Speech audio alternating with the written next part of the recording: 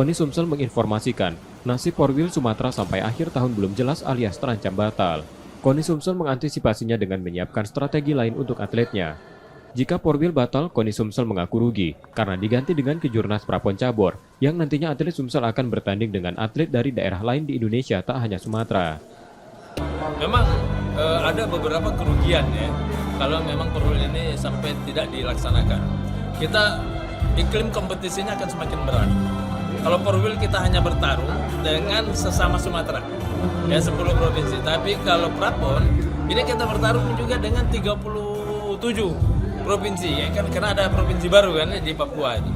Nah ini tentu membutuhkan persiapan yang lebih matang, kemudian juga tentu konsentrasi. Ancaman tak digelarnya Porwil Sumatera setelah Aceh yang ditunjuk jadi tuan rumah resmi mengundurkan diri.